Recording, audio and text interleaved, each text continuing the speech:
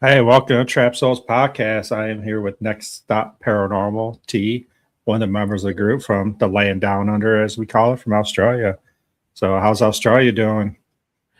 Today it's actually a hot day, so we're doing all right. We've had some crazy weather, but yeah, no, it's not bad. Not bad. So, what part of Australia are you actually from? So myself, I'm originally from Sydney, New South Wales, from the western suburbs. I moved up to Newcastle, New South Wales, so it's about 2 hours up the coast from Sydney, Okay. and that's where I reside. And then the other part of the group, the other three girls. My partner is also part of our group. Obviously, we live together. But the other three girls are in the western suburbs of Sydney. So it's kind of like my little link to home. Well, so how many's in your group? We currently have five. Five. We currently have five, and we're all girls. And I know everyone thinks that would be a bit crazy at times, and yes, it is. But they're just five of us girls at the moment. So, and then we do have like some people who moderate for us, like when we go live on TikTok and things like that as well. So, one of our moderators is actually in England, and another one is one of our mates up here in Newcastle as well. So, but five of us investigate, yeah. That's nice. So, I do have to ask one question because it always pops up on your Facebook. What is up with the couch? Sorry? What's up with the couch? The You guys, couch. Are you talking the picture? yeah, because you guys are always seeing. Yeah, it always comes up. We've had questions about the couch. So that couch is actually at one of the locations we investigate. Okay. And it was really funny because it was coming into Christmas, and we didn't know when we went to do this investigation in November that Christmas lights have been set up throughout this whole thing. And a couch had been put in, and I've never seen this said couch before when we've investigated here. And my partner was the one like, guys, we need to get a photo in front of this couch. And we're all like, people are going to be like, what's with the couch? And I'm like, oh, well, let's just do it. It's a point of discussion, I suppose. Yeah. But it's literally just an antique couch that's been Okay. placed into the School of Arts. We don't know why. There was no like, hey, guys, we've got a new piece of furniture. It was just there. But everyone loves it. Like, we sit on it throughout like the investigation, and it's just really comfy. But it's just like literally a couch has just been put into one of the locations. Yeah, I was scrolling through your pictures. I'm like, there's the couch. There's the couch. I'm like, there has to be something with this couch.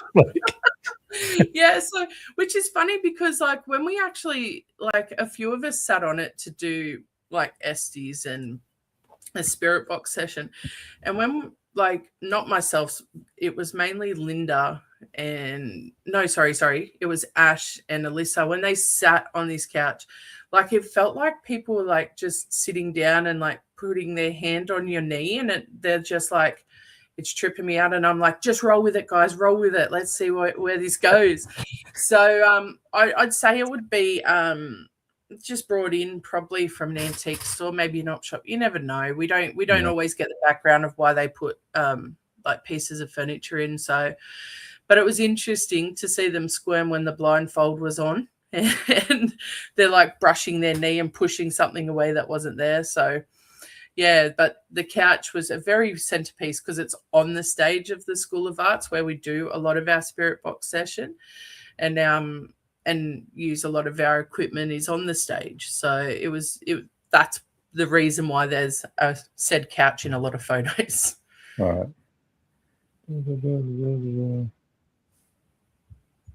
Try to do something. Not working. All right. So, Australia wise, what like paranormal? Like when we think paranormal in the United States, we think, United States and UK. Yeah. I mean, so like, what do you have going on over there? Yeah, look, that's an interesting question because I've had this discussion with people before, and they're like, but you're a tiny little island, but we're a tiny little island with a lot of history. We're talking, from our First Nations people all the way through to like, colonization, convicts. And we do have a lot of history in this tiny little island. So, we've had asylums built when the gold rush took off. You know, people lost their minds over trying to find gold and, you know, trying to get rich quick schemes and things like that. So we needed asylums built to house people who were deemed a lunatic. And we have old hospitals. We've also got convict built buildings as well. So we've got like a huge history. The only thing is that some of our buildings, like our historical buildings, actually, instead of them just going dilapidated or just going to ruin, businesses will move in. So it might become heritage listed, but a business will move into that building and actually run their business from these heritage buildings, so they don't go to like shambles. But we do have like our old jails, our old asylums. We've got schools of art that were built in the 1800s. We've got old homesteads that were built in the 1800s. You've also got like Old Government House. We investigated Old Government House on a tour through Appy, who is another touring company, amazing people.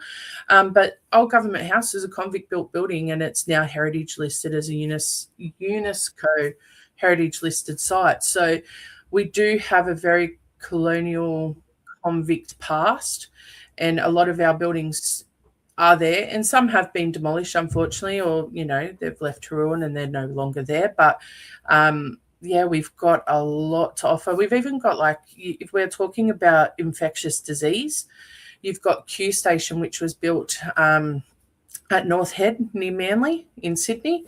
And that was to help fight or stop infectious disease coming into the colony of Sydney in, 1832. It was established, and it started as little tents and then built into the thing that's there. So we have a lot, but I suppose it's not as broadcasted or as put out there as what America and UK do, because let's face it, you guys have some really big places over in those locations. So, but we do have quite a bit.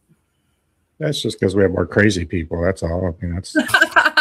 Well, I don't know about that one. See, like we have, we just done Aradale Asylum and Beechworth Asylum, also known as Mayday Hill, and that was, so Aradale was in operation for, what did I say, over 126 years with 13,000. Now we're talking 13,000 reported deaths of inmates, patients, and staff. And then you also had Beechworth, which had a reported 9,000 deaths, built in 1867. And both of those were closed in the 90s. So our asylums went from 1800s through to the 90s. So that had a lot of history and a lot of trap souls, let's put it that way. So it's just crazy to think, you think in the 90s I was like 12, 13, and I wouldn't have put that piece of puzzle together. Yeah. Hello, everybody. I'm here with Next Stop Paranormal from Australia. So if you guys have any questions, not too many times we have to talk to people from Australia here. So jump on, ask questions. Hey, Donna. How you doing? Guys. No, I mean, yeah, you talk about a lot of history. Maybe United States and UK, we just publicize it more. Yeah. With TV and everything. Do you guys have any TV shows over there that do paranormal or? Yeah, look, we did. We had I think it was Ghost Hunters Australia or Ghost Hunters International did an Australian based TV show, and they went to Elizabeth Street Quarantine Station. We also have Cockatoo Island that featured on there, but we don't have things such as your Ghost Adventures or Haunt TV, which were our group obsessed with Haunt TV, but we don't have as big of TV show based about the Australian paranormal, which would be amazing. A lot of ours is through YouTube and the social media platforms that you see more of what Australia has to offer, which kind of stumped me, because I'm we have some really great locations. It would be cool to see a TV show. Yeah. Go to these places, and we do have a lot of American, streamers and investigators come over and do these locations, but still we haven't really had a lot of TV shows. So the only one I'm sure of was that, like I said, I think it was called like Australia's Most Haunted, or Ghost Hunters International did an Australian TV show for that. But yeah, it's pretty wild we don't have it, because it would showcase so much that we do have to offer. So I would love to see it happen in fruition, like get us the shows to show the rest of the world what we have to offer. Yeah. I mean, I'm surprised with that. Like, someone's not done like just international like TV, like just not Australia, but you got a whole bunch of Paranormal Quest premiere for tonight is in Australia. Okay. There you go. But like even like South America, India, a lot of those places, I mean, huge history. Yeah. Italy, I mean, Italy's supposed to be fascinated with, paranormal, but it'd be cool to see someone like, Jason Hawes or someone famous to, get together and do a just international, just go around and see these haunted places. Yeah, he was the one who come over and did the Australian one. Yeah, Jason was, but it was many, many years ago now. But like we have some like amazing Australian YouTubers as well, who do go to these locations, and they do investigate them. So what I always say to people is, if you want to see what Australia has to offer from Australian paranormal investigators, just jump on YouTube, type in Australian Paranormal Team, and like literally the teams just come up and they go to these places. You know what I mean? Like they will show you in Beechworth. They'll show you Arradale. That's something ourselves this year in 2026 are going to branch into, because people are like, well, why aren't you guys YouTubing? Like, we want to see what you're doing, not just photos and like snippet videos. And we didn't realize that we totally just zoned out and didn't think about that. So that's something we're going to go into as well. But there is some amazing Australian groups out there that I always tell everyone, hey, just literally jump on YouTube, type in Australian Paranormal Team, and you would be amazed.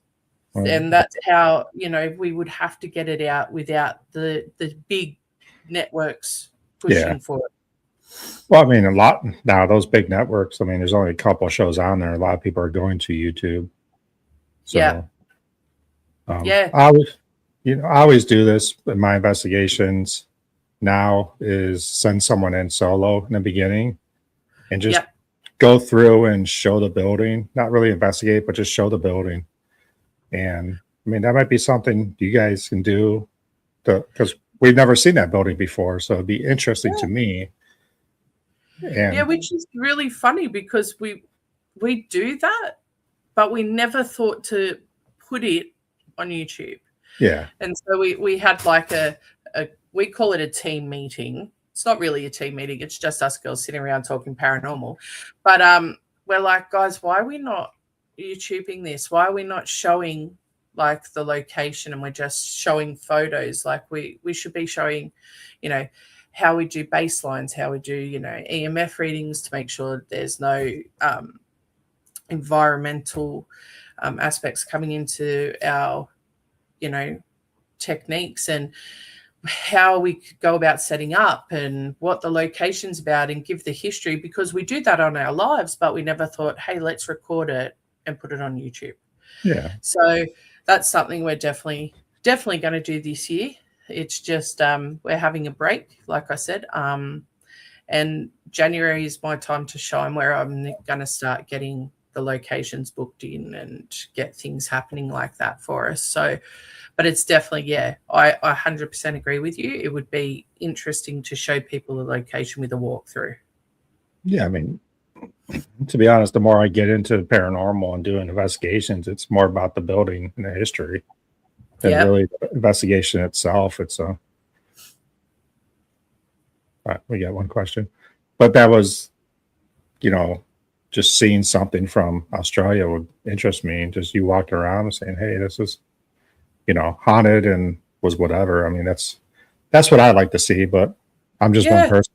So yeah, well, no, like we totally agree with you, right? So we love the paranormal, love everything about the paranormal, but we're mad history buffs as well. So if we're going to go to a location, what my biggest thing is, what was that location used for? What come out of that location? Who built that location? I want to know the architect. Was it convict built? Do you know what I mean? We want to know the background to the location. In regards to the hauntings and things that happen in there, I like to tell people, please just don't tell us. Like, confirm it at the end. Like, let us experience that. But we still like to know, what that location's about. Like, how did that location come about? How was it used for what it was used for? So where, like myself, I go mad. Like, if like weeks before, I'm researching, I'm going to the library, I'm going to state archives, I'm looking at different newspaper clippings just to find as much as I can out about a location. Sounds cool. So Elisa has a question. What was your most impacting experience? Oh, that's really funny because I'm always one. If someone gets scared, I don't run. I run away. I run to it. Yeah. But we just have finished doing. We went to Arrowdale Asylum, so that's where there's reported 13,000 deaths built in the 1800s to house a certain amount of people. We're talking about, convulsive electric therapy. We're talking about solitary confinement, salt boxing, you name it. Everything happened at this asylum. So we went to the asylum. Or was, you get to the doors of this asylum, and once you cross that threshold, it's like a different world. Like, this feeling comes over you and you're like, oh, we're not in Kansas anymore. Like, it's just you can feel it. It's so ominous. And literally, as you're driving up, the road snakes up like this. And then it opens up and literally it says Arrowdale. And the L is like literally hung like a horror story, right? So we've gone in and I saw a lot, but my brain, I'm like a skeptical believer. Like, I like to try and make sense of it. Can I debunk that happening before I go, oh, that's 100% paranormal? I'm like, okay, was that a light? Was that a car horn? Were there people walking upstairs? Like, I'm trying to debunk things. So we get to what was known as the staff accommodation, because the staff had a 3-story accommodation at the back of the asylum. So the first floor, no problem. Second floor is where our tour guide Jasmine, she took us there. And I don't know if you guys have done this experiment, but where you set up live cameras on a floor and then you by yourself decide to go walk the floor while everyone is watching you on the cameras below. So on the second floor, Jasmine said to us, like, you're getting a lantern, you walk 2 flights of stairs, walk across the 3rd floor, through the other hospital doors, back down to the 2nd floor. Usually I'm like grabbing that lantern to go first. She's like, all right, who wants to go first? And I blanked out. I was like, no, I don't want to do it. And all the girls in the group, like Alyssa, Ash, and Linda, looked at me and they're like, what?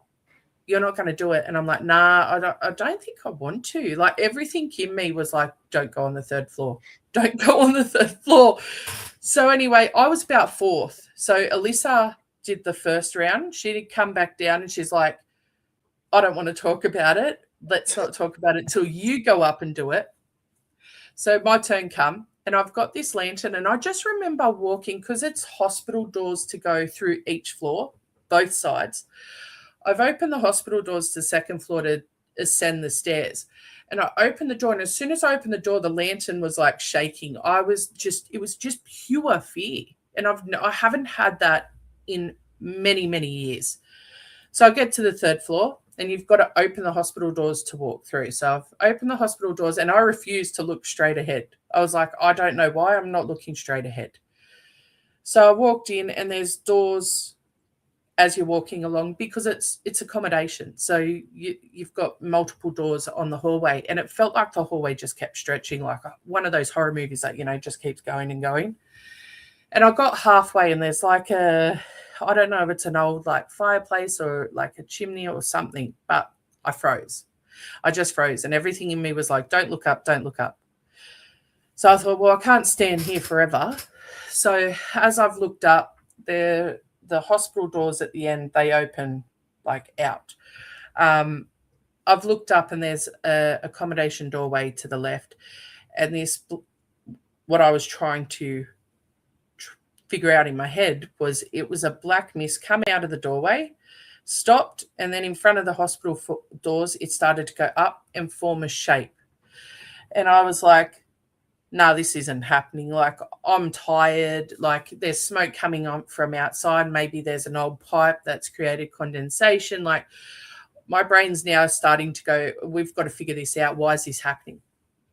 So as this shape's forming, my legs were stuck like glue and I wanted to run. And I don't run. I'm just like, listen, I'm getting too old for this and I don't have the physique to be Usain Bolt out of this location, right? So I'm standing there and I'm watching this form, and it formed to the perfect shape of like a 6 foot high shadow person. And I was just like, oh no, I had to physically walk through that to get back to the second floor. And I was very lucky because I started to say a few choice words that I'm not going to say here because I literally was starting to pack it. And I was very lucky because Alyssa from our group was on the other side and she heard everything that was going on. So she's swung open the hospital doors. As she did, it was like, poof, it went and it just disappeared. She's linked arms with me and she's like, you've got to go forward. That's the only choice you've got right now. We're going forward. She goes, I know what you saw because I saw it. She goes, but I wasn't going to tell you because you were already in a state of mind before coming up. So she linked arms with me, and as we're walking, this thing's formed again in front of the door. She literally grabbed it, pushed it. I watched it go into the other room, and we walked downstairs. When I got to the second floor, I was just in a state. I'm like, that floor needs a PDA. Like, you need to sign a warning statement to go up there. And I actually had to get taken out of the building because I was shaking, like I was beside myself. And once I got out of the building, I was fine. It's like nothing happened. And the girls in the group were like, what in the world happened? Like, you're the person who will just run at things because you're like, I need to get a photo, I need a video, I need this. They're like, you just literally froze. We've never seen you freeze. We've never seen you lose color. Like, and I'm just like, I don't want to talk about it. Don't want to talk about it. But when we went back in, and we went to the second floor, people actually said to me, what you had seen up there, we watched form on the camera. So they actually saw it forming as I'm seeing it forming upstairs. Yeah. And it blew my mind because for me, I'm trying to rationalize and debunk something that's going on. And then I didn't say to them, this is what I saw. They turned around and said to me, are you okay? Because this is what we saw on the floor. And then I confirmed once they had told me what they saw.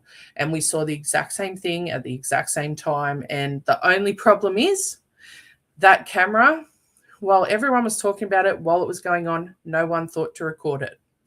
So now it is an experience that I can only confirm with other people who've seen it. But that, hands down, I say, has been my most fearful experience I've experienced within the past 10 years. So I can't give answers to people why it happened. It's just that floor is known for an entity that is quite dark in nature. I don't like to say demonic, but he's not nice. He's very malevolent. He will make you feel like you're the size of an ant, because that's how I felt. I felt like, Honey, I Shrunk the Kid. Like, I went to this size, like a little pea. So yeah, but in saying that, it's something we want to go back to. Will all of us go back in that building? Probably not. Am I the crazy one who's going to? Probably. So yeah, that's definitely my most one that made me go, oh yeah. And it left me having nightmares for about 2 weeks after. And I had to sage myself and do some blessings to get rid of it, because it lingered, like it just affected me. So, yeah. It's weird. I mean, I'm kind of like you. I like running towards stuff. So when something like that does happen, I guess it just kind of pisses you off. It makes it a challenge. Like you want to go back there. Like we have a place up in Ohio that we've had stuff happen, and like I just want to go back. I don't know if it's calling me back or like it's to the point where like maybe I just want to go down to this place to do a solo. And Yeah. I'm like, it's probably gonna be stupid of me to do this, but I might do it. I'm like, everybody's like, no, that's stupid because there's been known groups that go in there that will never step foot in there again. Wow. Yeah. They're Okay. like, That's the same as this place. Yeah. yeah, but like you, like challenge accepted, right? I mean, it's time to Yeah. go. Yeah. Exactly. But like, I went and did the floor again by myself that same night because I'm like, no, like you're not going to have one over me. Yeah. And it wasn't so much I wanted to challenge it. I just wanted to take my own power back. So like I was like, no, I'm doing this. And I did do it and I was fine. But mind you, the legs were shaking, the knees were knocking. But I still went and did it. But yeah, I agree with you. It's like a pull, but when I'm getting pulled to, I don't know about yourself, but when I'm getting pulled to a location, I'm also very precautious why that pull is happening. So I go in with my guards up and the group get their guards up and be like, all right, we've got to kind of protect ourselves because why is this pull happening? Why is this incessant need to go back occurring? So we're very precautious at times like that. Yeah, I don't think you're challenging the entity, you're challenging yourself. Like, yeah, it's just, personal competition, I guess. Like, you're not going to beat me. Like, I'm still going to go do this. You want to make sure you're, was Aaron asked, has there been time maybe you shouldn't be doing this? And I'm assuming that would be your most fearful time. But did you ever question yourself? Like, why am I doing this? Like at the time or just in general? In general. In general. Look, there has been times that, and that's just I'd say a human reaction. Like you think, why am I doing this? Like why am I putting myself in this predicament? Why am I putting myself in these situations? And that human, need to know about the unknown kicks in. But then as well, like I've been around this since I was a baby. Like I never got the option to just tap out and be like, oh, I don't want to see that. Like my mum was obsessed. And when I mean obsessed, like obsessed with old Victorian houses, old convict built houses. I grew up in haunted homes.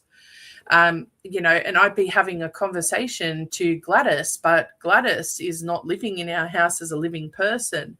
And my mum was very open with it and being like, look, we live in an old home. People will talk to you, my family, like my great-grandmother used to read tea leaves and was a very, very intuitive woman. So I never really got to tap out at a young age. And as I got older, and I think like every human, we're like, well, what's on the other side of the veil? Like, why did I see this as a kid? Or why am I experiencing these things? And I've lived in haunted homes my whole life, even my house now. But it has come up. It has come up where I'm like, do you know what? I think I'm done. And then something will happen or something will pique my interest. And I'm like, oh, maybe I'm not done. Do you know what I mean? Maybe I've got a little bit more in me. And I just realized this is something that I love. It's my passion. It's what drives me. And I love that NSP isn't just for us. We always say we are doing it, but we're taking you on the journey because we want people to interact with us. We want people to share their stories in a safe place where they're not going to get judged. And there is still a lot of judgment around people interacting with spirits, like that's ridiculous, blah, blah, blah. So people reach out to us and we genuinely care and we genuinely want to speak to people. And if I shut NSP down and I was like, I'm done with it, I'm taking away other people's safe places as well. So with the passion and the love we have for what we do, and we love spending time together. We're all friends in the group. I would take that away from all of us, and I'm just not willing to do that, especially when it's something that's ingrained in me. Like, I love doing it and I love sharing it. But yeah, there's been times, and there is one place that I will never ever go back to. It's only one place, one cemetery, and I will never go back there. And and I've made that my rule. Like, no, it's not happening. So there is times where I do check out of places, but checking out altogether, not an option. And I mean, just for everybody out there, checking out a place is not taking up the challenge or quitting. It's just, you got to follow your instincts, your body. Like, it ain't worth it. That's it. And it's not because of the dead that are there. It's the living. Yeah. Okay. Do you know what I mean? And Yeah. the living caused a lot of problems, and it became too dangerous. And I just went, well, I'm not putting myself or my team in that predicament. So we just, like our saying is, we're more afraid of the living than we are of the dead. Yeah. So yeah, we just won't do it. And that's the thing. And I think sometimes I hear people call people sooks or wussy, or, you're a baby, you won't go in there. But you've got to realize, like, if someone goes into somewhere and they have a reaction and it's not good for them, or it's good for their soul or their physical or mental well-being, why force them to do it? Yeah. So we're like, no, we come up as a team and say, no, we will not go back to that cemetery. We never disclose that location of that cemetery either, because it has been desecrated and it is still used. So we don't disclose that location for the safety and the well-being of other people, and hopefully for the souls to get some peace. But yeah, it's not good. So we just won't go back. Yeah, I mean, there's been a couple of investigations we went on, and I just getting a feeling in there. I just said no one's doing solos tonight. Yeah. And I'm a huge solo person. I try to push everybody to do solos because I believe it's big in the paranormal field. But there's one location, and I'm like, yeah, just no one's doing solos tonight. Like, I just don't feel comfortable sending someone. Like, well, I go do it probably, but I just don't. When you're running a team, it's their safety, and you're responsible for them. So, yeah, I mean, there are instances. I mean, we have to go with our gut feeling. That's what the paranormal is, when you're investigating. What do we got here? Oh, man, he jumped on the bucket list already. Do you have a bucket list place that you want? I'll give you two. You can pick two. Okay, two. Yeah. Oh gosh. Okay. So my bucket list, because if you ask the girls in the group, everyone has a different bucket list, right? So I've recently ticked off two of my bucket lists, which was Beechworth and Arrowdale Asylum. Okay. So now I've got to create another bucket list. But Waverley Hills is on mine. I know, like, people talk about it, oh, it's been done so many times and da-da-da-da-da, but it's always intrigued me since I was a kid. And the second one would be the Hellfire Club in England. Yeah, there you go. Yeah, definitely Hellfire Club. Yeah, I've never been a Waverly. It's like 2.5 hours south of me. Yeah. So that's how I list this year, is to do that. So. And if you do, we will be watching, because I watch everything to do with it. I love it. But they're like our overseas. Like, for me, they're two places I would love to get in. There's other places in America, and like, we do not have enough time for me to go through my bucket list of America, because you guys are huge and you got so much that I'm just like, take me everywhere. Just let me live over there for like 4 years, and I want to do it all. But each of the girls have different places. Like, there's also Leap Castle in England, or Leap, depends how you want to say it. The Edinburgh Tunnels in Scotland, Big Ben, the tower in England. Yeah, I know, right? I'm just like, okay, guys, cool. Then, like, I recently come back from Singapore, and I was telling the group about our old Changi hospital, and they're like, we got to go. And I'm like, okay. So like, things come up, we find out about different countries, and everyone's like, oh, let's go. And I'm like, oh my God, yeah, we'll just go to the money tree out the backyard. Yeah. So Take some out. It's yeah, good. Yeah, exactly. But all four of us had on our bucket list for Australia, Beechworth and Narradale. So we got to do that, and we were so happy. And if we're talking about Australia's bucket list, like that's overseas, Australia's bucket list is to do Port Arthur in Tasmania. That is definitely on the bucket list, and Willow Court Asylum in Tasmania, which we are fingers crossed, hoping above all hope that we get to do this year. I've just got to have a chat and work some logistics out of who's available when, and timing is perfection. So they're our bucket list, hopefully, to get done this year.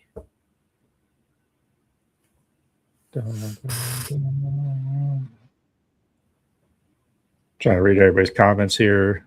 So we got the bucket list. No, Lee Castle is like always one of my top ones I wanted to do, but I guess I have a problem. Not a problem. I love dark basements. Yeah. Like for some reason they creep me out. So like Hellfire tunnels, anything that's like I've always wanted to do the catacombs. Oh yeah. Yeah.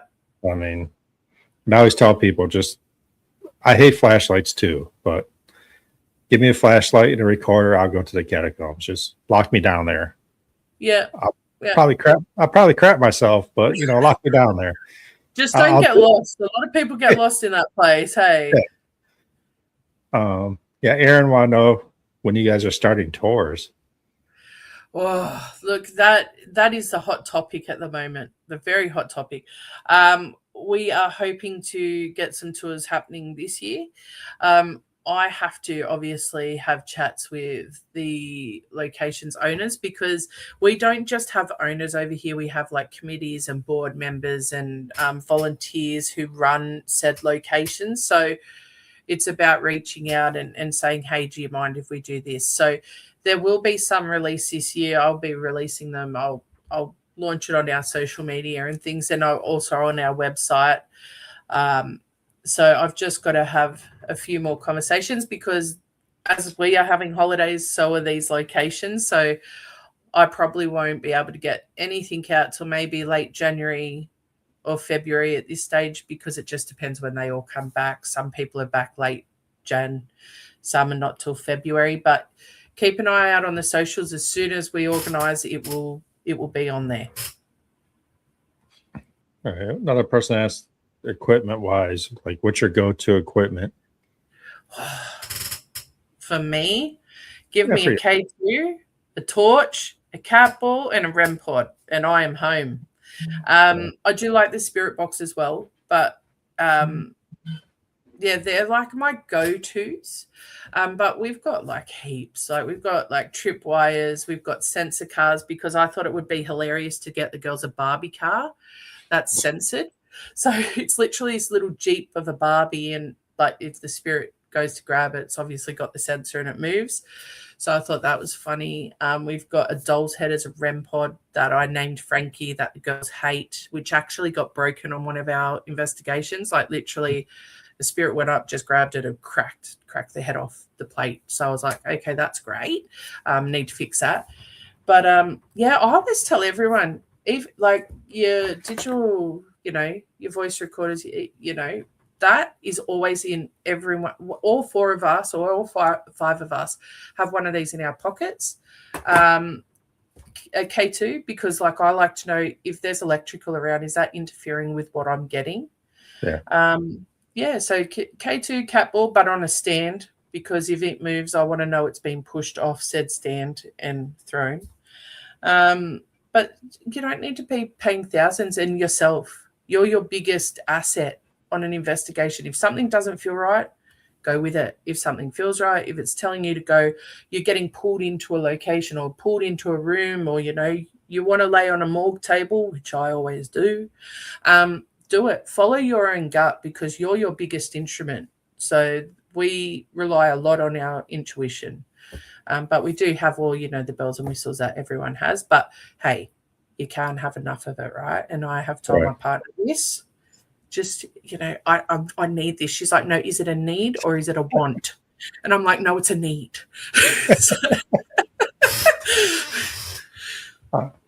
Talk about going with your instincts. Have you ever you felt like a spirit like steer you the wrong way to like get you away from them? Yeah. Aradale. I'm a very calm person. As you can tell, I like to have a joke and a laugh. But I got to the gates of Aradale and I was just so angry. Like I was PO'd more than you could ever imagine. And I was shaking with anger. And we had to go to this hexagon building where they ran art therapy in Aradale. And as the tour guide is explaining, I've just walked off. I'm like, see ya, I've checked out. That conversation's done. So I've walked off to the other side of the building and everyone's like, what are you doing? And I'm like, I just need to be here. Like here. Don't come near me. Don't talk to me. And the group was like, that's not her. And then, I snapped out of it 30 minutes later and all it took was Ash in the group coming over, putting a hand on my shoulder and going, T, this isn't you, what's wrong? And I snapped out of it. But literally it was like I was being led by not my emotions, like someone's anger. It was just like, oh, I don't want to be here. I want to be here. And it also happened in old Parramatta Jail, that I went on a tour with Appy. And Appy are another paranormal group based in New South Wales. And we were going through the old hospital ward. But instead of me going through the hospital ward, I walked around the outside of the building and met them at the other end. And they're like, weren't you behind us? And I'm like, yeah, I thought so. But I thought you took me here. So I thought I heard someone go, come this way. So I've gone, oh, okay. And I've turned around and out the hospital door and went around the building. So that's tripped me out. A few times that's happened. And I'm like, oh, but, or you get a mimic who's like, oh, come, without talking, they're like, and it looks like your tour guide. So you're like, oh, okay, we've got to go this way. And you start following this person, but your guide's over that way. So you're like, what, hey, what's going on here? So has happened. I mean, that's tricky because is it a good spirit trying to steer you away from a bad spirit? Like you shouldn't go in there, so come this way. Or is it a bad spirit telling you, follow me, I got something for you? Yeah. Well, that's it. Luckily, all the times I've experienced being told get away from or come this way, it's been relatively good. Because Parramatta Jail is where I heard my first growl ever, and it was in my face, and it was so hot and stunk. Oh, it smelled rotten egg. It's horrendous. But I heard a growl in front of my face, and then the next time where I got told, don't go through here, go this way, was the same place I got growl. So it must have, I'm putting it down to someone going, let's not and say we did. So. Yeah. I mean, some people, when someone asks, is equipment expensive? It can be. I mean, I'm sure it's just as expensive over there as here. But like you said, a recorder, a K2 meter, and yourself. I mean, that's all you need. Yeah. People when you're looking at paranormal groups, we are buying that because we're recording evidence and we're trying to provide that evidence to people. But if you're just looking to get out there with a couple of friends, like we said, EVP recorder in Australia, this was like $60 from Officeworks. It's the best one I've used. Cat balls you can get off eBay or Temu, 5 for like $12, and a K2 you can get off like Temu or eBay for like $19. And if you can't afford a $60 EVP, use your phone. Your phone's got a voice recorder. Do you know what's odd lately is I'm getting decent EVPs off my video camera. Yeah. Which is weird because I mean I always have my recorder going, but my handheld video camera, that I set up the last like few months. Like the EVPs coming off that's been ridiculous. Yeah, I And think because they're like, I'm talking ridiculous, like one every hour. I mean that's a lot, but yeah. Well, what's funny is the weirdest EVP I'd say I've ever got off a piece of equipment was our the hunting, like the oh, I've gone blank. The hunting cameras, you know, the ones you strap to trees. We yeah. have them set up as well as GoPros and just video cameras. We've got them set up so that if it gets triggered, there's a photo. And I've actually got like an EVP on that where it's triggered and it started recording a video, and you can clearly hear like spirit talking in it over us talking. And I was like, I've never had that on these ever. And that happened at the School of Arts that we investigate like we've investigated that twice a year. So that's really cool. But I've heard it happening a lot. Like you're not the first person who said like our video recorder is picking, or our video camera is picking up a lot more than our digital voice recorder. I think it's just placement too. I mean, one of our is we had one podcast. Someone was talking about different dimensions, different frequencies that they can like megahertz that different spirits can talk to because of different dimensions. Maybe my video camera is a different, megahertz than something else or whatever they call it. I'm not a scientist or into all that stuff, but it can be different frequency. And maybe that's why it's picking it up. And maybe these spirits are realizing that not everybody has a recorder. Yeah. I don't know. I mean, I have no idea. Who knows why they do what they do? Do you know what I mean? And if you ask them, sometimes they will give you a very abrupt answer, especially in Australia. You can imagine the words that do come out that you can't share on the internet. But yeah, like they're not on our paycheck. Do you know what I mean? We can go into a location and think this looks so haunted, and then you get nothing, and you're like, what happened here? And you're like, well, they're not on a paycheck. Like you can't just be like, are you there? And if they don't want to talk, they're not going to talk. Like that's what I say to everyone. We're not a circus. We can't get them to perform. They're not on our paycheck.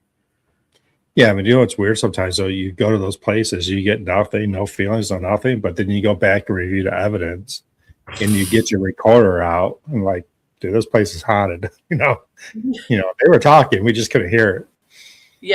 Yeah, that's it. Or like you're asking them questions. The funniest time I've ever had is I was asking questions like at one of our locations, and this was an old council chamber, and I'm just like asking questions. I'm firing them off, and then I just get, ugh. And I'm like, I heard the ugh, and I was like, shut up. And I was like, okay then. Duly noted. So we tried a different experiment instead. But it's just I find humor in it as well, because like they're not afraid to let you know how they're feeling sometimes, and it cracks me up. What do we have? Aaron asks, have you ever been followed home or felt an entity in your own home? I do have entities in my own home that didn't follow me. We brought a home that was built in the early 80s, was it? 60s. Just had to check with my partner because I didn't pay attention to that.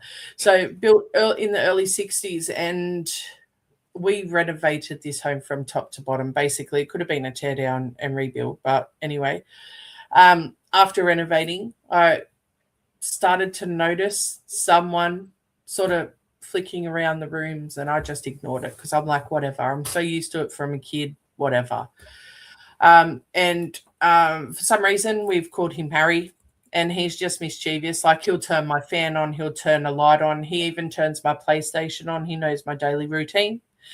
So like, and my mum passed away a week before I turned 40 last year, in June. And she's definitely around. So it's something I've lived with my whole life, and whatever. They're there. As long as they're not nasty or want to cause harm to anyone, I'm just like, well, you do you, boo. Like, I'm not going to kick you out, you know. Yeah.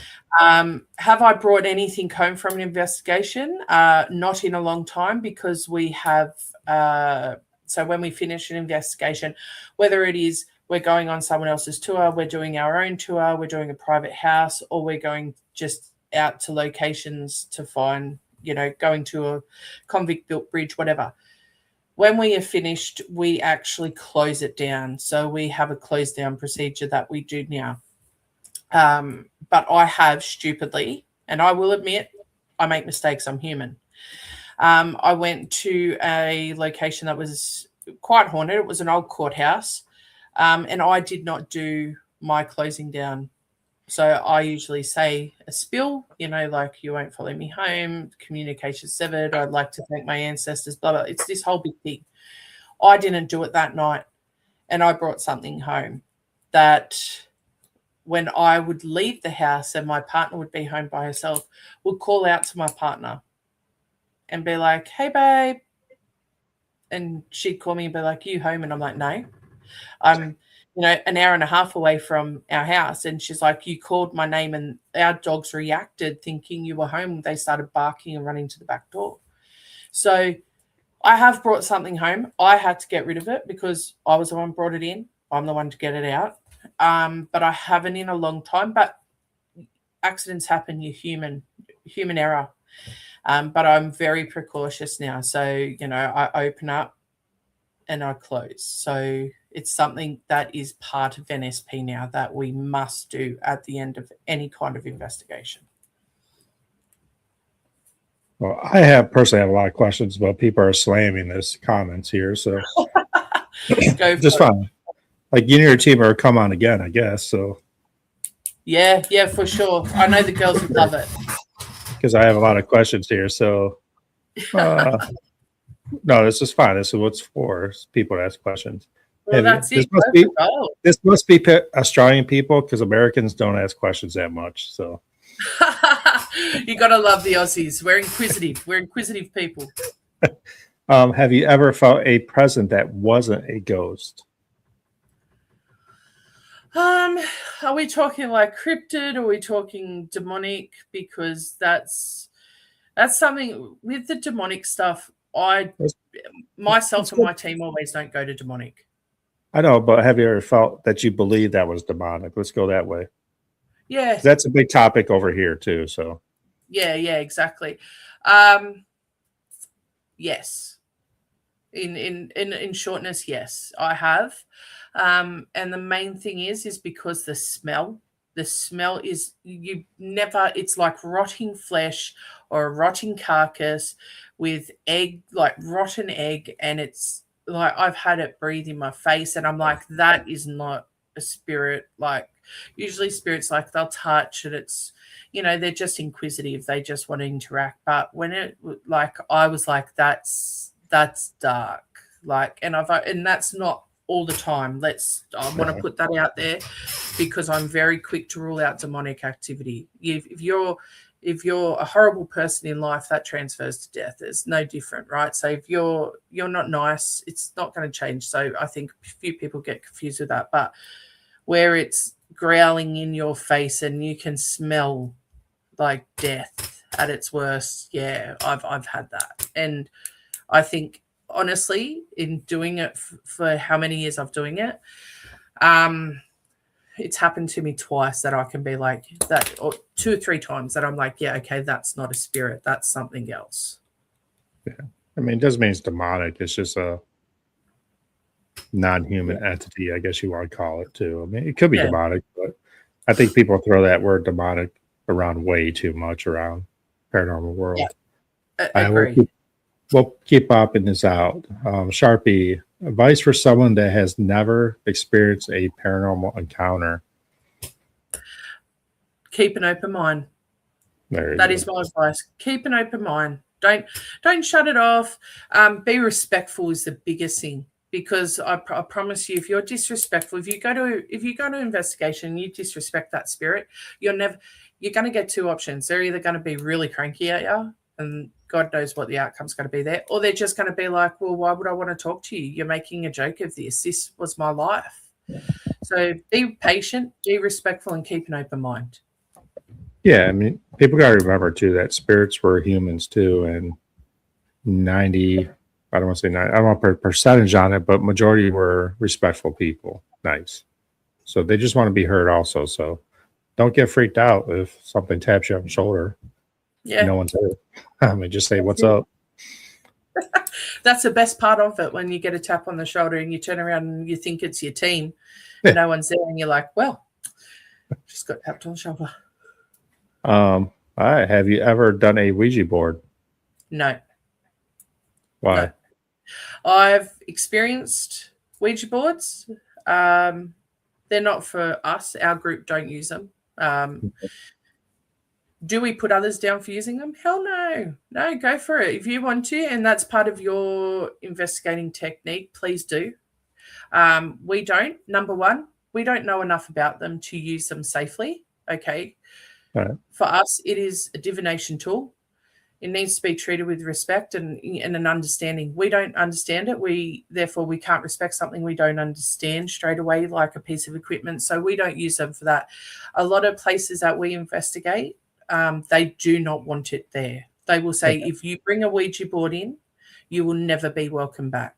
So I'm like, okay, no Ouija board. I have experienced them on other locations and other tours, and hey, I'm all for it. If people know what they're doing and they're using it, go for gold.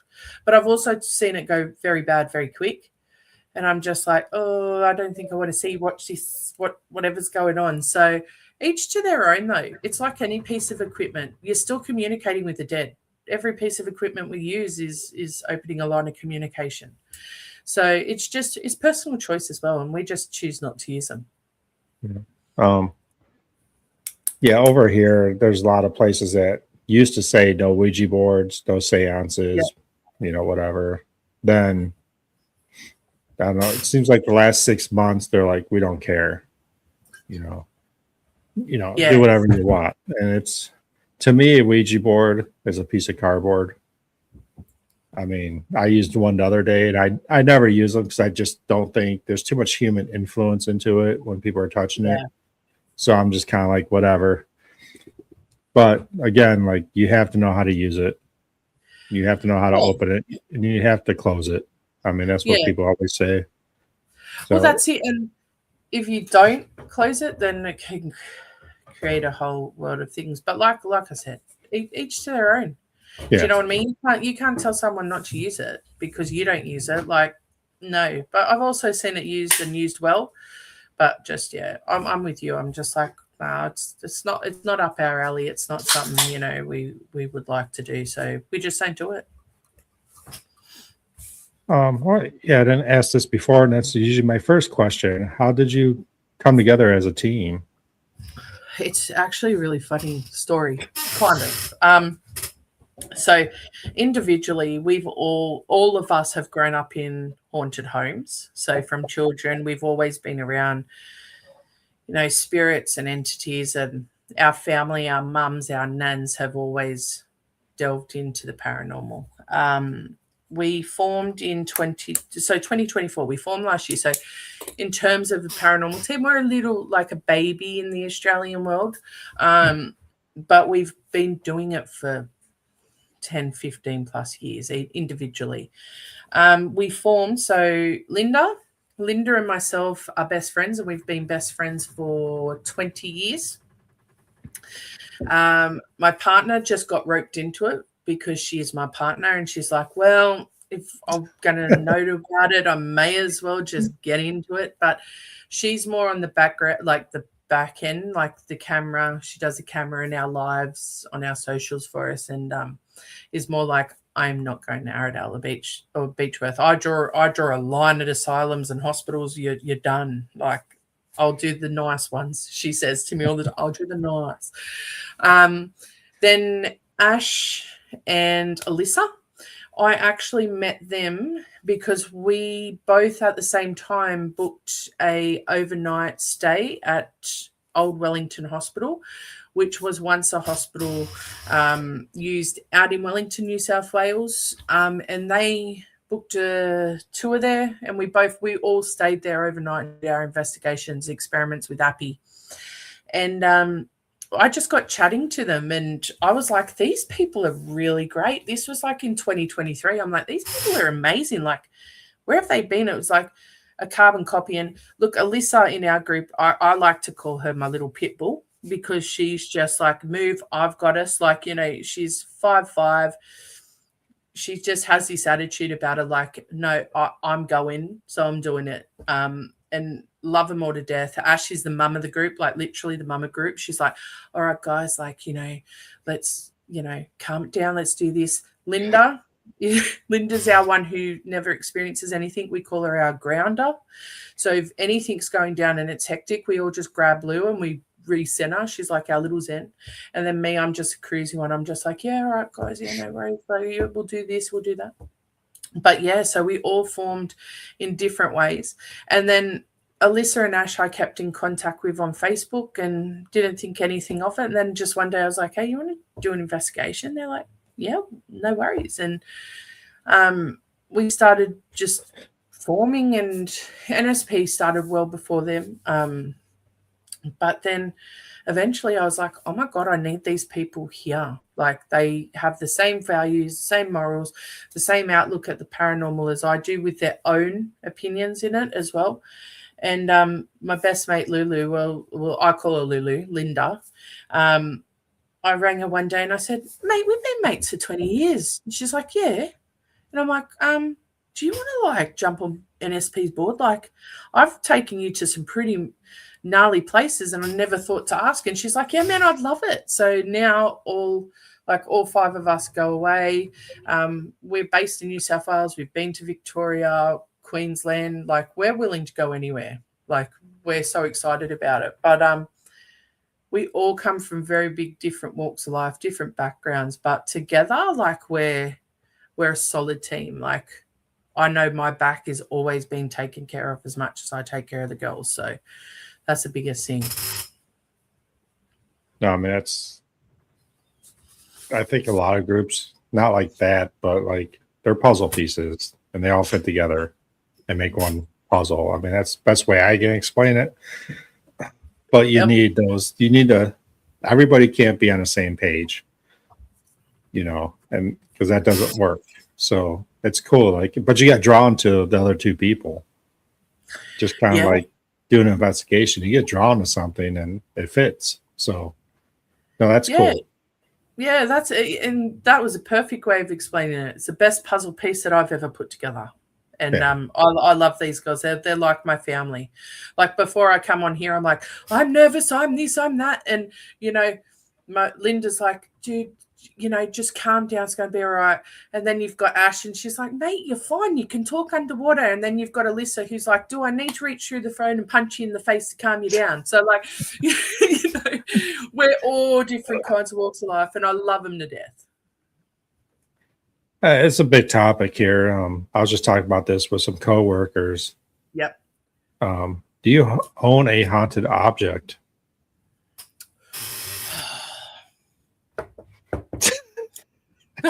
I'm like, not in my equipment, no, because my equipment within the cases, I've actually got protection crystals and little vials of protection in the cases. So I'm like, we're just getting rid of that as soon as you get in. Within my home, no, because my partner would absolutely murder me and then I would become a spirit in my own home. So I have in the past, yes. I've got an obsession, like, it's probably really weird, but like, I love knives and I love old knives and I like to put them in like locked containers, and so, you know, the world we live in, so no one can get them. And I went to an antique shop and I brought one, and I was just so it was a little pen knife, you know, the little flick out knives that you used to open your envelopes with. The ladies would open their envelopes. So it was about that big. It was a mother of pearl. I brought it out in the bush of Australia at a little antique shop. and I was obsessed with it. I thought it was the best thing in the world. But I brought it in the house and everything changed. My keys would go missing. The pen itself the box would unlock and unlatch. And I'm like, oh, okay. So I'll latch back up, move the keys away, and it come back the next day. The keys are open, the latch is up. And then my mate's like, dude, like, were you walking upstairs? And I'm like, oh, mate, I'm out at a mate's place. And she's like, no, someone's walking upstairs. I can hear someone in your room. I go, like, just go have a look at the knife box. She's like, the knife box open. So I was like, so eventually I got rid of said knife. I actually gave it to one of my mates, and she's like, give it here, I'll take it. So her house is full of them, full of haunted objects. So whenever anyone has anything, usually, and they're like, oh, this is haunted and I don't want it in my house, I'll take it. I'll give it to my friend. She binds it but keeps it in the house. So yeah, I've unfortunately once I have, but I've got an obsession with antiques as well. I love history. So I always buy antiques, and every time I bring an antique in the home, my partner Megan's like, are you sure there's nothing on that? And I'm like, no, it's good. It's an old cigarette container. And she's like, so yeah, no, not myself. I don't think any of the girls have a haunted object either, because same, like, they don't have anything in there. And we all cleanse our houses constantly. So we're like, no, thank you, to the window, to the wall, get out my house. But yeah, I do have a few friends who have an obsession. One of my friends, Anthony and Mon, actually got a replica of the Annabelle doll. And that Annabelle doll's not allowed in the house anymore. It remains in Anthony's office. So that's an interesting discussion when we bring up the Annabelle doll. But Mon quickly got rid of that out of the house. Yeah, I mean, haunted dolls is huge over here. Like, yeah, I've seen TikTok pages about haunted dolls, and like, look, I'm not a big fan of dolls because I think, like, imagine them getting up in the middle of the night and their little legs like, like, I'm like, no. Like, I'd choose you as a football mate. I'd kick you across the room. But I do see a lot of people, there is a big push and a big obsession with haunted dolls. And I'm like, hey, power to you, but that thing ain't coming in my house. No. No. And what do you think that's from? Do you think that's from, like, Annabelle herself, like the hype around Annabelle and Robert? And I love Robert, but I mean, I think Robert looks cool as hell. But I mean, no, I mean, I don't know the reason. People just get that feeling that they're haunted. yeah. I had one girl on here that collects haunted dolls, and at first I was like, oh man, I don't know how this discussion is going to go, but she was cool as hell. So, but I asked her, like, how do you get a haunted doll? And it's like it's off Etsy. Like, people sell haunted dolls on Etsy, and you go through them and you get that feeling. Then you go back the next day, and if you get drawn to that doll, then that's how you buy it. Wow. But okay. why would you want to buy a haunted doll? I don't know. It's not for me. I mean, yeah, no, not me either. But I tell you what, if I ever stumble across or someone hands me a haunted doll, I'll be like, 1 second, I'll just get in contact with Ryan, and I'll be like, Ryan, what do I do with this thing? What's that lady's address? Give me something here. But I mean, I'm not gonna lie. I probably throw some rounds in it. I'm not gonna lie. That thing started walking at me. It's going down. Okay, so that's haunted object. All right. If you ever heard a noise and you're alone, what is your first thought? Let's debunk this. That's my first thought that goes through my head. Yeah. If I hear a tapping, I hear a door slam, I hear some creaking or moaning, I'm like, okay, is the building settling?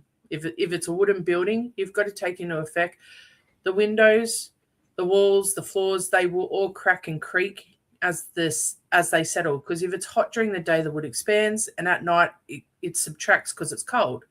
So I'm currently going through my head trying to debunk it. It's only when I've ruled out absolutely everything that I'm like, that's different. Maybe that is something. And then I put that in the memory bank, or I'll write it down or mark it up in case our videos capture it or our digital voice recorder captures it. But I always try and debunk first before jumping to paranormal. But yeah, when there's like someone like shouts in your face or like a growl or something, you're like, well, how do I debunk that when it's here? Yeah. So, you know, your brain's still trying to, like, well, mine does anyway. Like, I always try. Like I said, skeptical believer. I don't believe it until I know it happens, or I can see it happen, or I've tried to reason out everything and there's no reason to it. So I always straight away debunk first and then try and validate later. Okay, let's say you scratched everything off the list. It's paranormal. Then what do you do? Then I'm looking for evidence. So if I've gone, okay, that's paranormal, I want to see, did my digital voice recorder pick it up? Did one of my GoPros pick it up? Did one of my trail cameras pick it up? Did the video camera pick it up? Did anyone else hear that? Can I verify if someone comes to me and goes, did you hear that? And I'd be like, well, what did you hear? Like, you know what I mean? I'm trying to collect the evidence behind that without just going, yeah, that's paranormal. Like, I like to know there's evidence behind it. And a classic example is where were we? We were at Canamble. Okay, Canamble has the Bucking Bull. It's a mad pub built in the 1800s.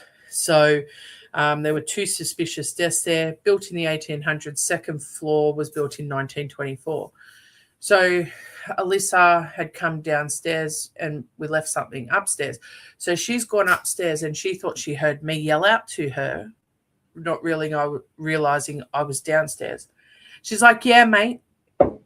Nothing. No response. And she's come downstairs and I've popped my head around the corner and I made a jump back. She's like, what are you doing down here? And I'm like, I thought you were calling me, so I've come to find you. And she's like, yeah, I was calling you up there. And I'm like, no, I heard you down here. And she's like, what? How? And I'm like, let's just put that down to we don't know what happened there. But also at Wellington, when we were there, I thought I heard someone scream. So I've just gone thinking it was someone else on the tour. I'm looking around and everyone bum rushed in and said, oh my God. And everyone's like, what? And they're like, did you hear that scream? And everyone heard it at the same time when it happened, and it was caught on someone's digital voice recorder, not mine. I wasn't carrying one that night. So that was quite predominant. But yeah, I try and find the evidence behind it as well, just to back me up. Okay, what's the most famous place you've been to? Oh. It's a loaded question, but yeah, I think the most famous place that people would probably know would be. It's hard because in each state, you know, it's different over here. I'd say possibly people would know about Q Station or the quarantine station in Sydney. Is what a lot of people do know, because obviously Sydney Harbour, Sydney Bridge, like, you know, Opera House and Harbour Bridge. So people usually know about the quarantine station, or what as we know it as is Q Station. That would be the most famous, I'd say, that people would know of in Australia. Man, is it Callan? Sorry if I pronounced your name wrong, Callan. She throw a lot of questions out here. So, what's the difference between a ghost and a demon in one of your experiences? Difference between a ghost and a demon, a ghost is living, or not living, sorry. A ghost was a living person. A demon is not. It's just an entity that's never walked this earth, whereas a ghost has walked this earth. That's the easiest way to put it in basic terms without going right down a golden path, which let's not do today. And I've experienced both. But also I'm not quick to say anything's a demon or demonic. Am I quick to say that that's a bad spirit? What I mean by bad spirit is that person was not great in their living life. So when they've moved to the afterlife, they're malevolent, they're horrible, they might be deemed evil because they did evil acts while they were living. So but yeah, the easiest way to think of it is demons usually like an entity that's never walked the earth, and a ghost or a spirit was a living person, and that's the easiest way to put it. But then again, what I'm saying is what I believe. There's very many and very vast opinions about this topic across the paranormal field, and that's what I love. Like, I talk to people from around the world and different different investigators, and everyone's opinion is different. That's the joy about the field we're in. So many different opinions. So let's talk about that real quick. So you have demonic and you have regular entities, used to be living human entities. I don't think I've ever ran into demonic. I've run into assholes. Yeah. Spirit.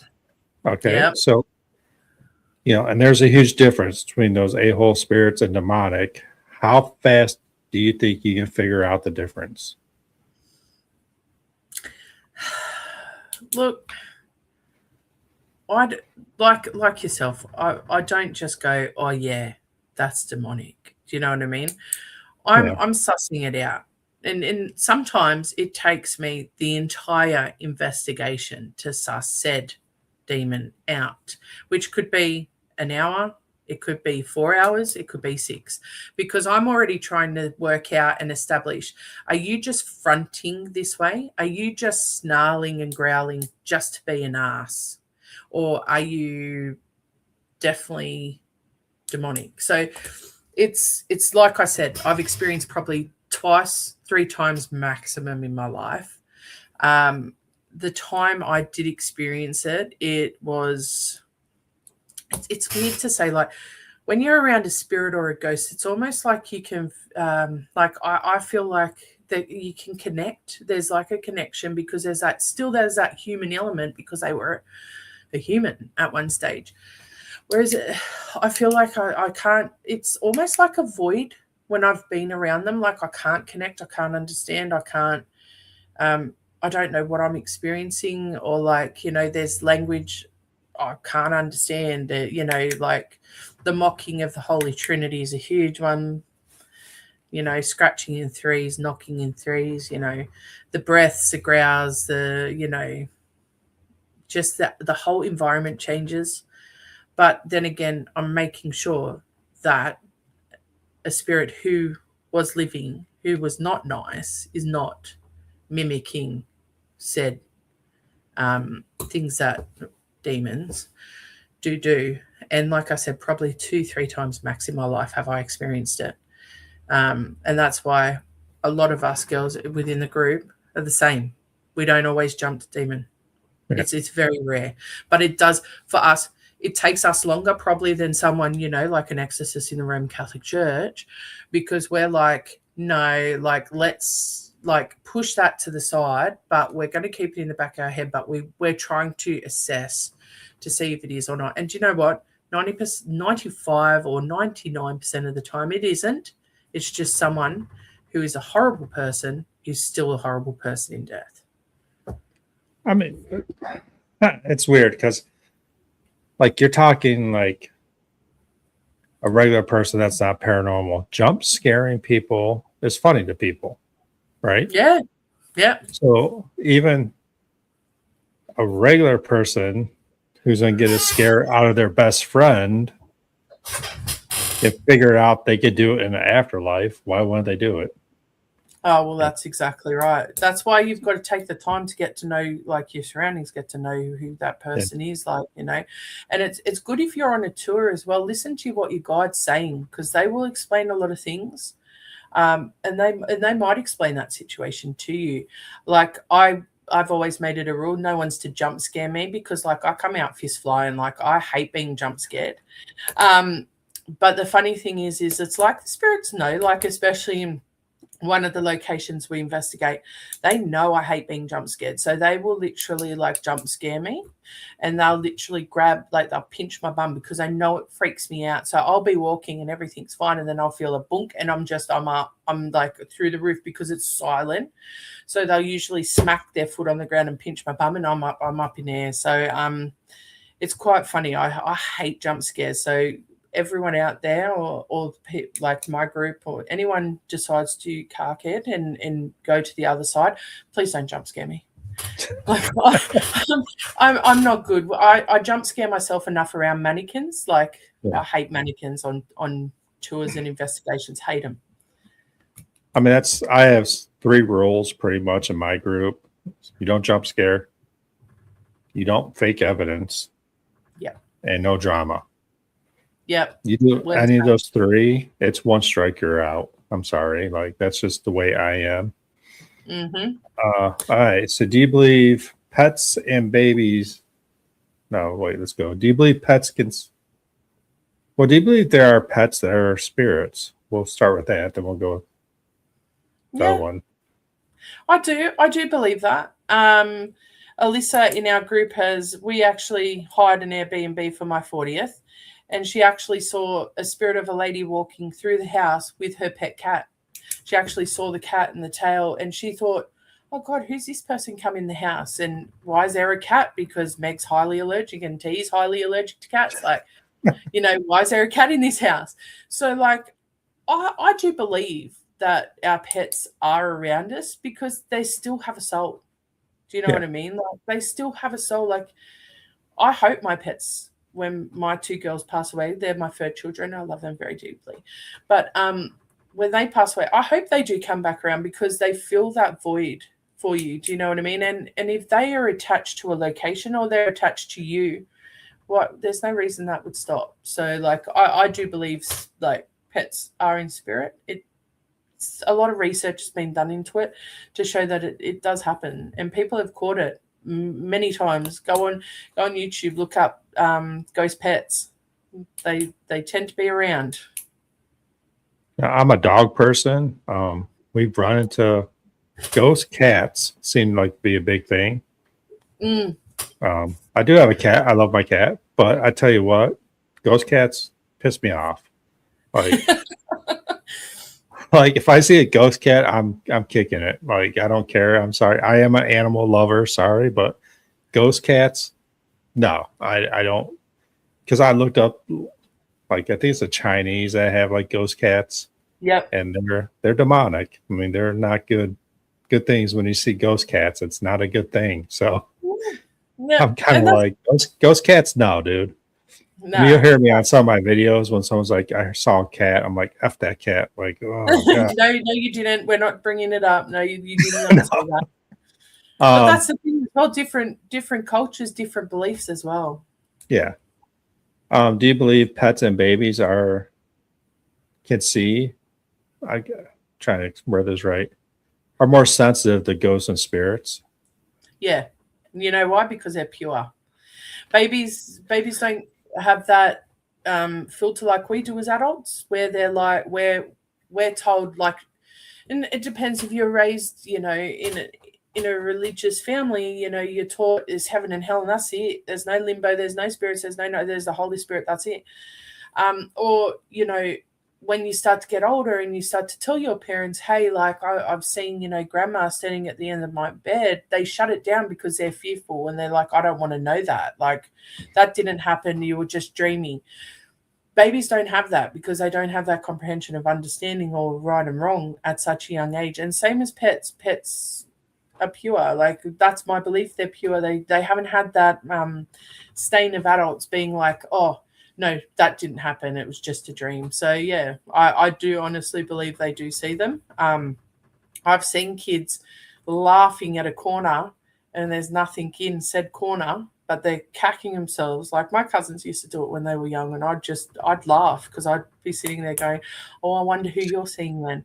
Do you know what I mean? So, and I'd never stop them. And like, when my family or friends' kids talk to me about it, I'm just like, well, you tell me what you see.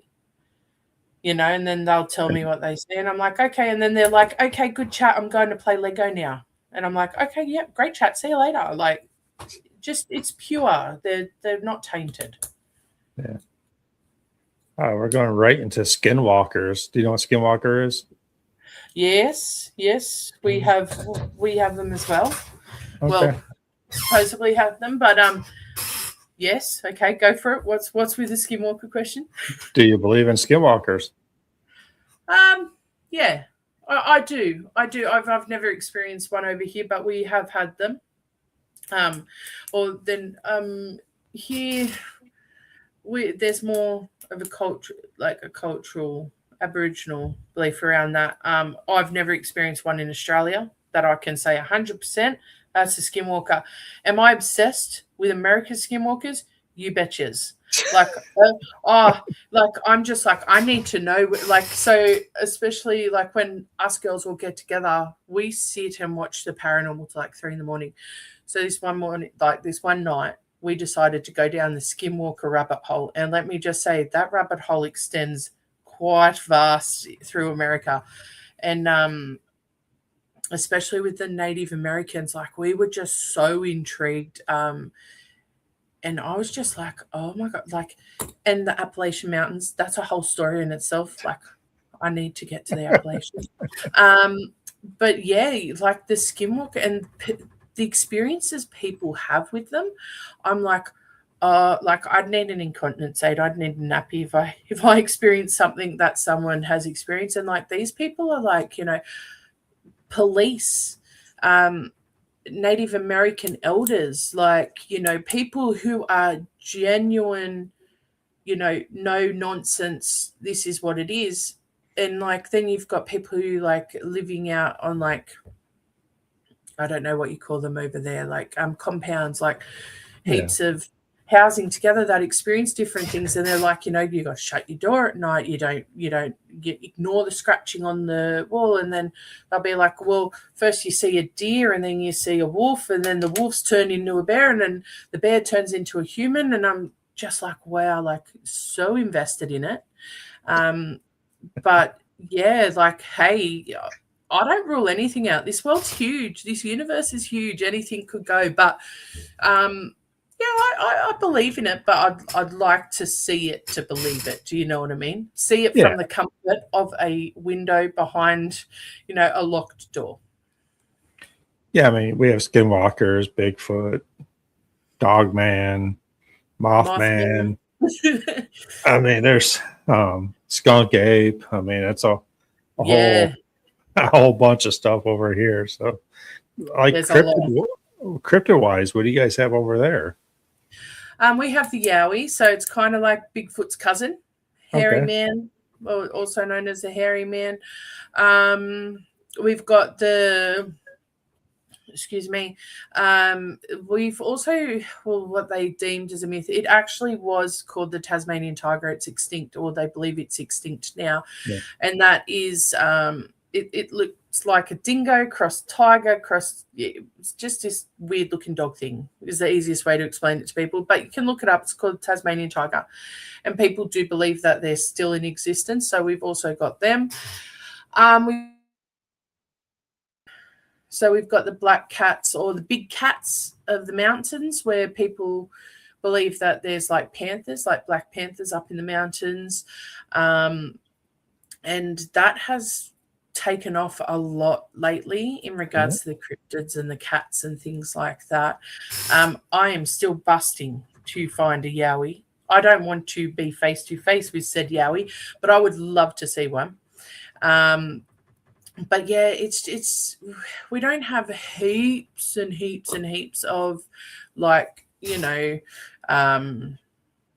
like mythical, but like if we're talking to First Nations mythical creatures, then I out of respect don't speak about First Nations. But Yowie, we've grown up with our whole lives. But there are stories that the Aboriginal people do pass down through their story times and their storytelling about, different mythological creatures and things like that. So it's pretty wild. But the Yowie's our biggest thing, and the cats. Like everyone wants to see a black cat, me included. So Yeah, you talked, was it Tasmanian tiger or whatever it is? I mean, they talked about, I think it was like a couple of weeks ago. I saw a show last year that someone caught one on a trail cam. It was a show, and they said that they're, might not be extinct. They might be coming back. So, yeah, I think we've watched the same one. It was a documentary, and a guy went out with his like two guys who reckon that they've seen them and they've experienced them, and they put trail cameras up in the bush and on someone's property to try and capture them.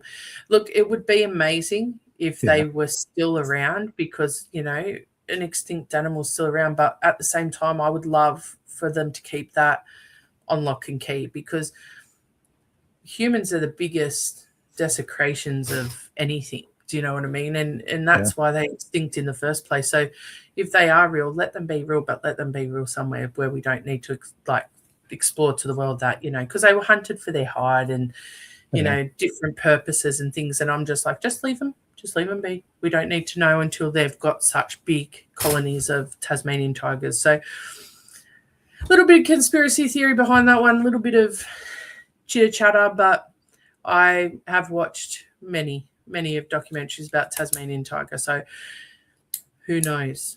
I mean, it would be cool if they're, like you said, though, like I had a group on that, investigates Bigfoot. I'm like, if they found a Bigfoot and had pure evidence, do you imagine every person out there with a gun now in the woods? Oh, yeah.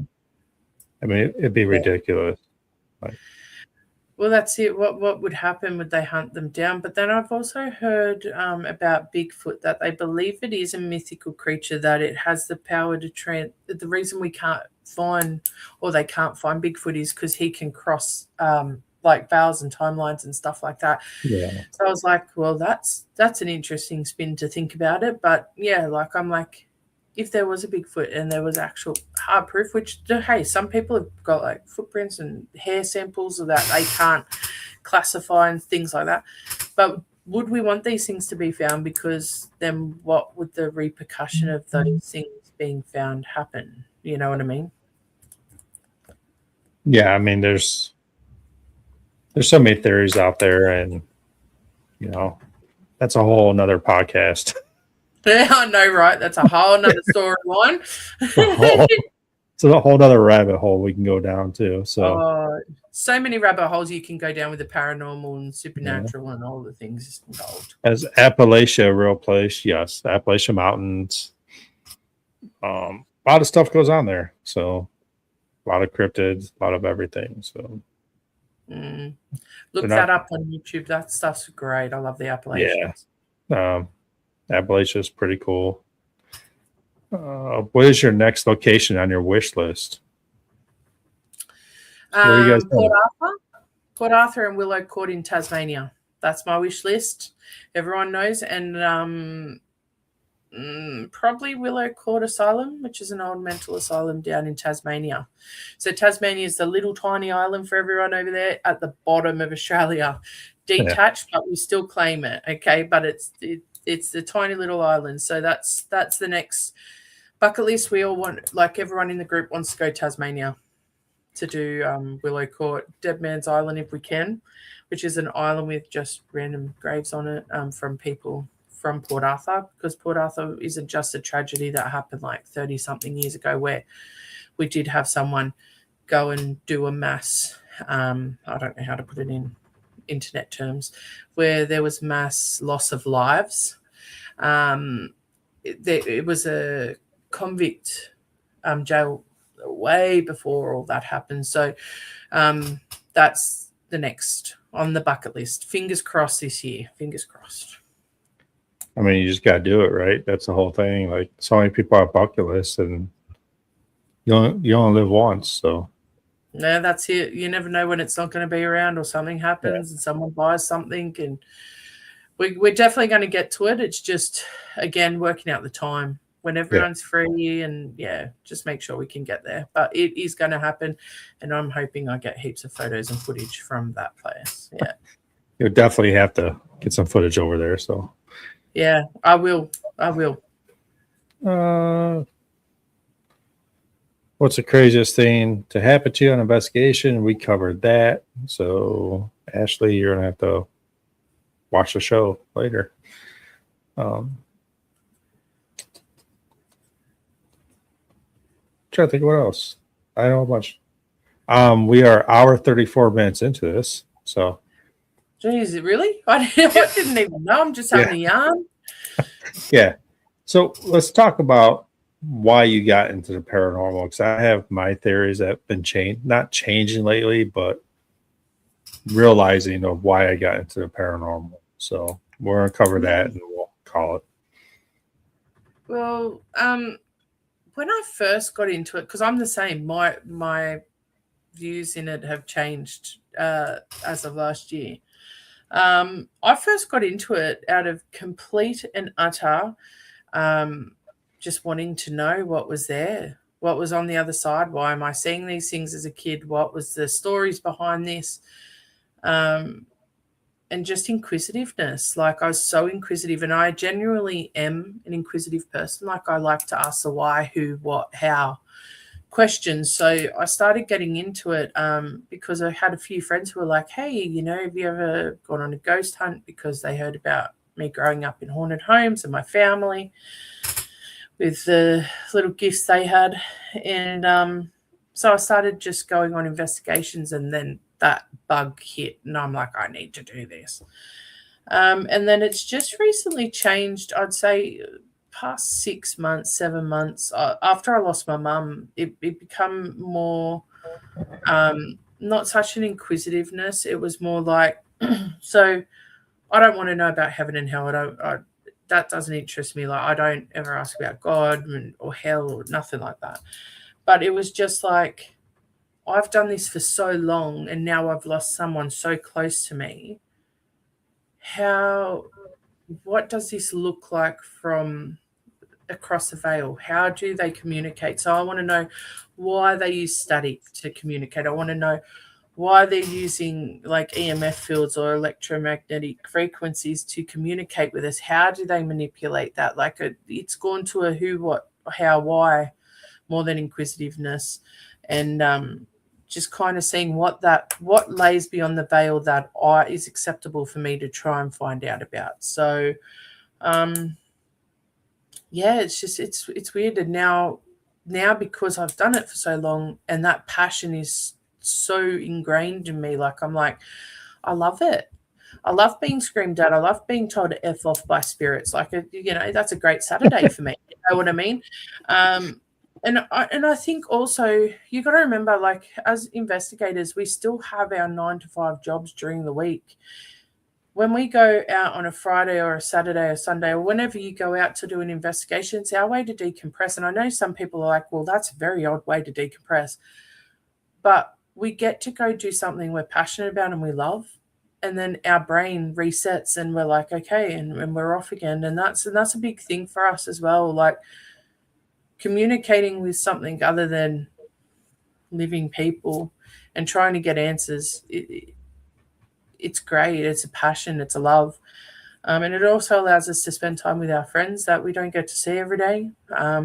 So it's a few different things for me. It's just, I think now, because the inquisitiveness has led to wanting answers, and because I'm so passionate about it, you know, it's not a want to do it. I need to do it now. So that's my answer in a nutshell. Is I just need to do it because it's a passion.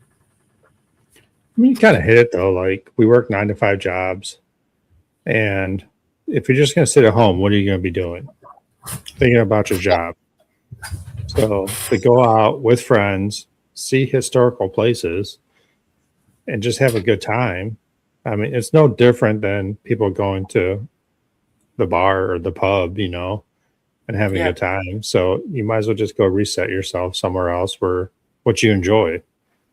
So to get out and have a good time. So I'll make this quick because I'm going to do a podcast on this probably solo one time. Is, you know, everybody has the same answer about why they do this. They want to know about the unknown. What is out there after we die or pass on, however you want to say it. And lately it's been like, what's the one thing that lives on when we die? The memories, right? I mean, that's Mm-hmm. all we have left. I mean, your mom passed, my mom passed a few years ago. All we have left is the memories. So I want to make sure that their memories are continued when I go do these investigations. That's my main goal when I investigate is make sure they're not forgotten, the Yeah. spirits. So it's not about me knowing what's on the other side. I just want to make sure the spirits' memories live on. And hopefully someone does that to me too. And trust me, my friends won't forget because I will haunt them to the end. So That's what I say to my girls too. have you ever been scared of any ghosts or spirits? Yeah, I think that's normal for everyone Yeah. to you get scared. It's just a human reaction. You're in a dark, dingy place. You feel a hand. You're looking for your teammate, and that's not a teammate's hand. Or, it happens. It's normal to get scared. It's a normal human reaction. Anyone who's like, "Oh, I've never been scared," I'm like, "Well, that's great. Do you want a gold star?" Because, like, I I have been, and I'm happy to tell people I'm scared, and I'm happy to show people I'm scared because I want them to see, like, I am a human being, like I'm not a robot. Even though we've done it for, like, all of us done it for hundreds, well, not hundreds of years, because then we've been Yeah. on the other side, but like, because collectively we've done it for years and years. Like, there's still going to be places that trip you up, and or a spirit that gets you, and you're like, oh, and you're freaking out. But it's not all the time, but yeah, it's normal. It's normal for it to happen. All right. Non paranormal question. What do you do to chill if you aren't investigating? I'm a mad gamer. I'm a mad gamer. Um, I am a COD gamer, Call of Duty, Uh, PS5. Yep. I have, uh, yeah, I have mates I've gamed with for like 14 years. So I also read to decompress. I read a lot of books, usually true crime, paranormal, like, let's be honest here. But I also like spending time going for drives. Like, me and my partner and my dogs, we get in and we just go for a drive just to decompress away from the paranormal. But also go out and do normal stuff, like go hang out with mates at the pub and, have a feed and have a beer, a brew every now and then. But yeah, just normal things. But yeah, like gaming is like my second love. Like, that's what I'm I'm doing there. after this. So Yeah, exactly same. new DMZ is supposed to come out this year. So Yeah, yeah. I'm And have you excited about seen that. the new map? That's going to be insane. I don't know how they're going to do it, but hey, we'll see. I'm on Battlefield right now. So We were going to, and then we all went to BO7, and we're doing end game at the moment. So yeah. we'll see. No, I mean, that's another thing though. Like my wife always asks me, "Why do you game?" I'm like, "Because it's just I don't think about anything. Like my job is, I work 60 hours a week. It's not a problem right now. I just not thinking Yeah, about it. So anything you can do to decompress your brain. Do you know what yeah, I mean? It's a great thing. It's a great thing. or listening to 12 hours of recordings. It's all the same. Um, is that Kaylin? Kaylin, do you know Kaylin? Because she's asking a lot of questions here. Is it Where do you, Kallen? Callan? that's Kallen Sharp. Yeah, yeah. Guess what? That's my cousin. Hello, Callan. Man, she's asking a lot of questions. Where do you see yourself in 5 years? Where I see myself in 5 years is basically doing what I'm doing and just being out more in YouTube and traveling. We want to go overseas. So we want to connect with people in different countries, either podcast, going overseas and catching up with groups. Like 100%. I know when I go to America, I'm going to be like, hey, Ryan, it's that annoying Aussie chick. I'm coming over. We want to go somewhere. So I'll see you at it's just, Waverly. yeah, that's you. See you at Waverly, mate. 2 hours, get in the car. I've Yeah. traveled 200,000 kilometers. Hey, travel So 18 hours. I'll travel too. that's it.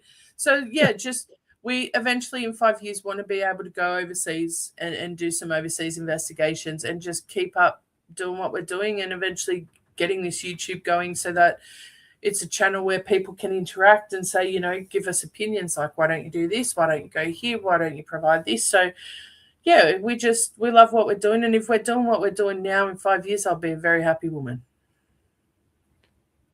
No, I mean, that's it. As long as you're happy. That's it. That's all you can do, mate. That's all you can do. So, all right. So we're hour 45 minutes into this. So, again, I'll get a hold of you. We gotta get you and your team on again.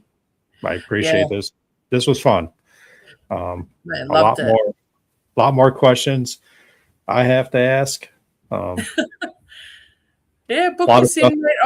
I'll get the girls together. We'll scrabble together and we'll make it happen. I know they'd love it, and we're just gonna have to get a talking stick, and be like, all right, now you talk. And now you talk, because we love good yarn, which is really cool. So yeah, definitely we're happy. Whenever you want to organise it, we'll happily work it out. As long as we're all available, happy days. Yeah, I mean, man, a lot of people just keep Callan's kill going. Oh wow. What's an unpopular opinion you hold?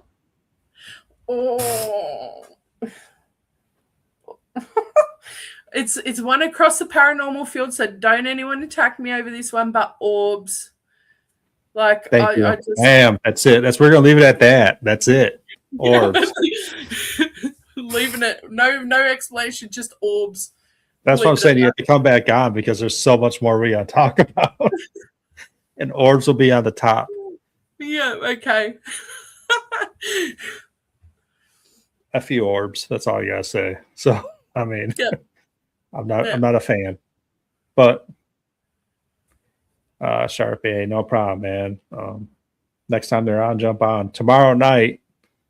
Well, I guess it'll be tomorrow night for you guys too. But tomorrow night I'll have Ghost Sisters on. Huge group in Ohio. So you want to jump on that, it'll be a great one. They're pretty big over here, so yeah, we'll definitely I'm pretty sure I've actually spoken to them on TikTok before. Maybe I mean, Mandy's on 6 days a week. She's awesome. She's the one reason I got into social media with my paranormal, watching it first. And supporting your locals, supporting one another, that's the biggest thing. Hey, like, why not do that? Don't tear each other down, build each other up. Is my theory. Yeah, we need to get into a collaborating topic. That's in a whole nother podcast. I mean, it's huge over here. So yeah, we'll get into it again. I will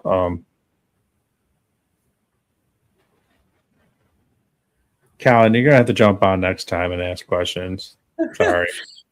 I'm not trying to be rude here, but no, I appreciate all the questions. This was awesome. I didn't have to talk too much, so the less I talk, the better.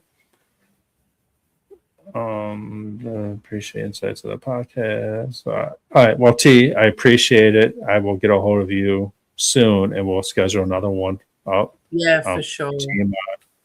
For sure. Thank you very much. Thank you. Keep doing what you're doing, and again, appreciate it. Can't say any more than that. So. Nah, all good, mate. Thank you so much for the opportunity. It's been a rad time. You take it easy, eh? You too. Thank you very much. See you, mate. See ya. Thanks, everybody. Thanks, guys.